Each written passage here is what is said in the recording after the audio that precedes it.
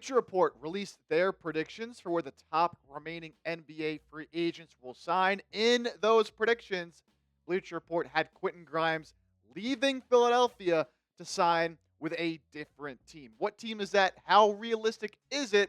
We'll break that down here on today's show. But guys, before we do, of course, we got the big news coming in last night that Paul George undergoing arthroscopic surgery on his left knee and will be reevaluated before training camp. I did a whole video on that here on the channel last night. So if you missed it, if you need to catch up on everything going on, the latest with Paul George and this surgery, be sure to subscribe and turn on those notifications so that next time something like this happens, there's more breaking news, you'll be the first to know because you will be notified. Again, hit that sub button, turn on those notifications. So, Bleacher Report, as I mentioned in these free agency predictions, saying Quentin Grimes will be signing with the Utah Jazz. We've talked about the possibility of Utah being a player for Quentin Grimes in the past, but now Bleacher Report out here predicting that it's going to happen. Again, because of the money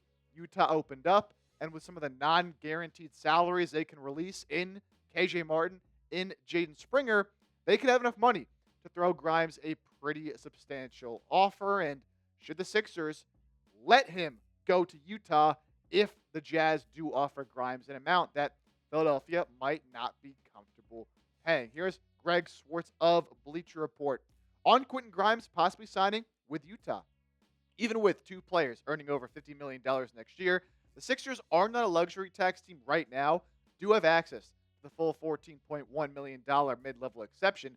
Bringing Grimes back on a new deal would change this, however, and add a lot of overlap to the wing position. Any new contract for Grimes is almost certainly going to push Philly past the first apron. They are currently $9.9 million below that number. The team already has Tyrese Maxey, Jared McCain, BJ Edgecombe, Kelly Oubre Jr., Eric Gordon, and more on the wing, meaning Grimes is not going to get the 33.7 minutes per game he received down the stretch of last season when half of the team was injured and tanking. Just a couple thoughts on what Swartz had to say there. I do hear the argument quite a bit from Sixers fans that Grimes isn't totally necessary because you have all these other players on the roster. But look, as we'll get to, Tyrese Maxey isn't a wing. Not sure why he's included in that conversation, right? Jared McCain, more of a smaller guard, but also coming off an injury. Not sure what to expect there. BJ Edgecombe's a rookie. Looked great in his one summer league game, but you can't predict how good he's going to be right away. And then, Eric Gordon, I don't think Sixers are going to get really much of anything from Eric Gordon at all. And then Kelly Oubre, of course, a solid player. Could end up being traded, though, at some point during the season. I don't think with what you have on the roster right now, you necessarily need to say that you don't have room for Quentin Grimes. Now, the money thing is a whole nother story, but you save the money and you put yourself the position you are in right now by letting Gershon Yabusele walk to give Grimes that money. Now, how much money are we talking? Because, of course, he isn't going to put up the same numbers he did at the end of last season. He's not going to have to, right? But I don't think you're paying him to put up 25 points a game or similar to what he was putting up with his time with the Sixers. I think you're paying him to play a lesser role, but still make a large impact because you saw what Grimes can do when he is given a larger role. Now, I don't think he'll put up 22, 5, and 4.5 this season like he did in his 28 games with Philadelphia last season, but he doesn't need to. He can do similar things in a lesser role, focus even more in on the defensive side of the ball, where he's already a very good player, and then shoot with that same efficiency, take on a larger role at times if needed, if there's injuries or if he's out there leading a second unit, right? You're just encouraged by what he did, but you don't necessarily need to pay him $20+ million or $25 million like he's asking for, and I don't think that'll be the price that it ends up coming in as. For me, I think $16 to $18 million a year is a perfect middle ground, right? It's a little bit above that mid-level exception at $14 million. And look, I get if you're the Sixers, you don't want to bet against yourself, right? You don't want to raise the price for no reason. But at the same time, I think Grimes is a player you want to lock in for the long term. And look, $16 million to $18 million it might sound like a lot to some people, but in today's NBA, that's not a huge salary. And there's plenty of players who I would say are in similar veins and similar groups in terms of skill set to Quentin Grimes who are making about the same amount of money. Especially a lot of guys that got paid this offseason. Jakob Poeltl got almost $20 million a year. Alex Caruso's making 18. Andrew Nemhard's making 18. Santi Aldama just got $16.1 million in this offseason. Nickeil Alexander-Walker from the Hawks also just got $15.1 million. I would argue Quentin Grimes is somewhere in this realm of players here. Maybe he doesn't quite make the impact Caruso does. Obviously, just won a championship, but Santi Aldama, Nickeil Alexander-Walker, I'd say he's in that range of players at least, right? So you give him around that range of money. I think that's fair, and I wouldn't say the Sixers would be overpaying in that sense. Now, does this move make sense for Utah? Because, of course, this is all considering that Utah wants to pay up and give Grimes a big deal, considering they have traded a lot of their veterans, and they're going to be tanking this season to try to get a top pick in next year's draft. So Schwartz mentioning this for Utah, that Grimes still does fit a rebuilding Jazz team at 25 years old that has shooting guard minutes available after trading Colin Sexton and agreeing to a buyout with Jordan Clarkson. Grimes would be the perfect two guard in Utah. The team already has Isaiah Collier, Keontae George handling the ball, Ace Bailey, Cody Williams in the wing, Lauri Markkanen at the 4 full-time with John Collins traded, and Walker Kessler at center. Grimes would round out this core nicely in a sign and trade. And, I think theoretically with the way the roster is constructed right now, that will be a good fit with Grimes over there. But also at the same time, like Utah, with the way this 2026 draft class is set up with some heavy hitters at the top, I think they want to be as bad as they possibly can to finally land that number 1 overall pick and hopefully draft a difference-making player, a franchise-level talent. And so they traded away some of their veterans that would help them win games. Would Grimes help them win too many games? It's possible. Now, we know how Danny Ainge and the Jazz can operate at times. They could just throw a big offer at Grimes, hoping the Sixers are forced to match. But look, if Utah does give Grimes a big offer, I'm talking like over $20 million. Good for him. He can accept it. He can go play in Utah. I don't think you need to overpay for him if Utah does give him a massive deal. But I don't necessarily think that's going to be the case. If Utah does give him a deal, I think it'll probably be around the same range in that $16 to $18 million that we talked about. And if they don't give him a big contract, I think it is in Grimes' best interest to sign a deal with Philadelphia rather than trying to play out the year on the $8.7 million qualifying offer, because I don't think his value will ever be as high as it is right now. He's not going to put up the same numbers he did at the end of last season in this season, and he'd be risking not being able to sign as long of a deal for as much money as he is right now, even if it's not as much as he was hoping for. If he wanted over $20 million this offseason and he's not going to get that, I think you got to take what you can get. You don't want to make a mistake and end up costing yourself money in the long run because you try to bet on yourself in a year when you're not going to have the same offensive responsibilities you did at the end of this past season. So my prediction through all of this, even though Bleacher Report's predicting that Grimes will sign with Utah, I'm going to predict that he will be back in Philadelphia on a long-term deal in that $16 to $18 million range. Look, it's taken a while.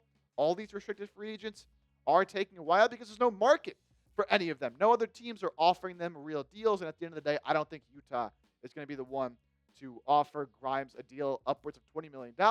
Could they? Sure. Will they? I do not think so. Speaking of all those restricted free agents, plenty of guys like Quentin Grimes, Josh Giddey for the Bulls, Jonathan Kuminga for the Warriors, all restricted free agents who have yet to sign a deal. So let's have some fun. Predict for me. Who do you think ends up signing first, whether their team or signs a deal with another squad? Is it Quentin Grimes type QG, Josh Giddey type JG, or Jonathan Kuminga type JK? You also got Cam Thomas out there as well, waiting on a deal. So let me know your thoughts down in the comment section. Now, coming up next, we're going to get to what happens and where the Sixers can pivot to if by some chance Grimes does sign with the Utah Jazz and you lose him for nothing. We'll get into that here in just a moment. But before we do, I have an insane deal to tell you guys about over at Fanatics on this Sixers pullover cutoff hoodie. This hoodie, originally $100 on their website.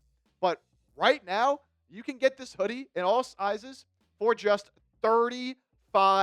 That is $65 off, well over 50% off on this hoodie. It is the best deal we have ever told you about here on this show, and probably the best deal you're going to find on an item like this for a long, long time. And not only do you save a bunch of money, but it's a pretty clean hoodie as well. I think pretty good as you get, from the summer to the fall when it's still warm out, but you want something a little heavier too. I think it's looks great. It'll feel great, and it'll feel great saving some money as well.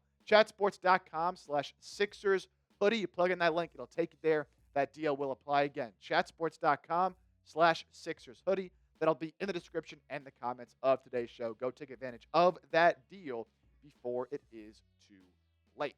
So, back to this Quentin Grimes debate.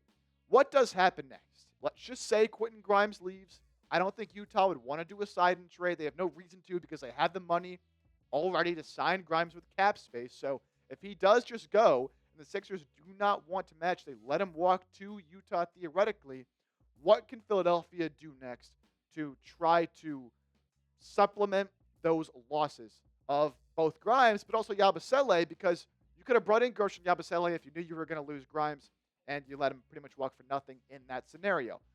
Theoretically, as the Bleacher Report article brought up, the Sixers would currently have access to the $14.1 million non-taxpayer mid-level exception, which theoretically would allow them to sign a player to that amount of money right now. But because of where the Sixers are at in relation to the first apron, they're only about $10 million away from the first apron. When you use this exception, you get hard capped at that first apron number, meaning you cannot go over it. So the Sixers couldn't even use the entire $14.1 million. You can only use about $9-ish million of that to sign a player in free agency to try to fill out the roster. Because you do have an open roster spot, and if you lose Grimes for nothing, you'd like to get something else of value to replace him on the roster. But with that $9-ish million, could Philadelphia sign anybody? There's just not a lot of guys out there right now in free agency that I think can make a real impact on this team. Now, Damian Lillard, probably the top remaining free agent available, but he's not going to play this season with his torn Achilles, so you're not looking to sign him. Josh Giddey, Jonathan Kuminga, Cam Thomas, all restricted free agents. I don't think you have much of a chance of getting any of those guys with that $9 million amount either. They're looking for well more than that. Al Horford, we'll see if he retires. I don't want him back on Philly and doesn't really fill the void that Quentin Grimes leaving creates. Russell Westbrook, Chris Paul, two veteran guards. Look, I'm good on both of those guys as well. Amir Coffey, I like him as an option for this team, but again, you are not using that amount of money on Amir Coffey, Malcolm Brogdon, Chris Boucher.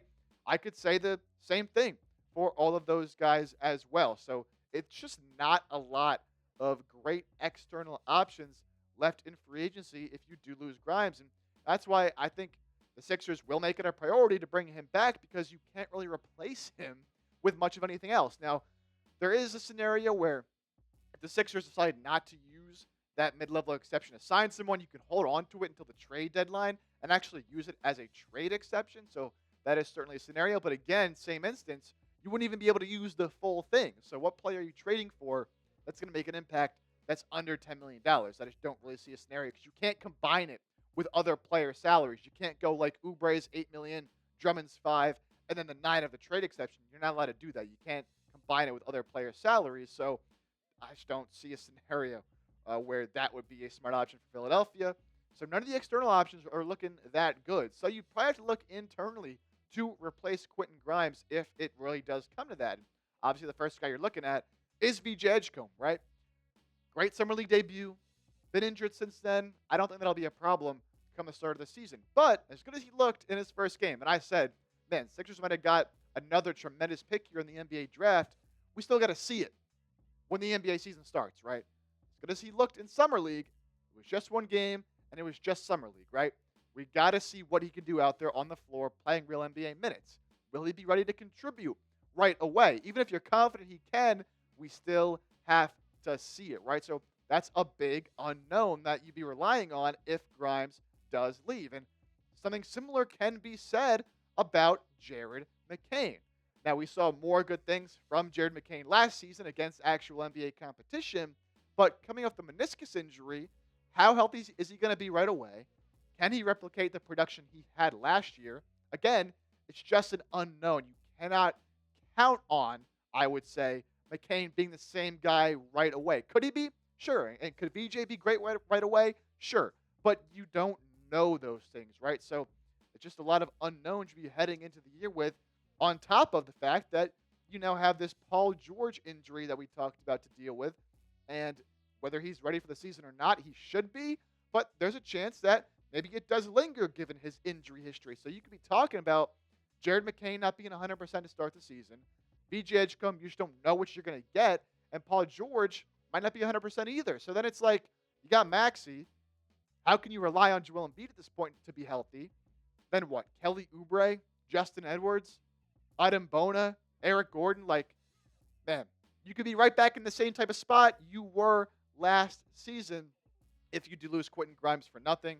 So if Utah does give him a huge bag, I wouldn't blame the Sixers for not matching, but they'd be in a little bit of a troublesome spot, I would say, if Grimes does end up leaving for a team like Utah out there in free agency. We'll continue to monitor this entire Quentin Grimes situation whenever he does eventually sign a deal, hopefully with the 76ers. You'll be the first to know because you'll be watching Philadelphia 76ers now. So hit that sub button again. Turn on those notifications so you never miss a thing when it comes to your Philadelphia 76ers.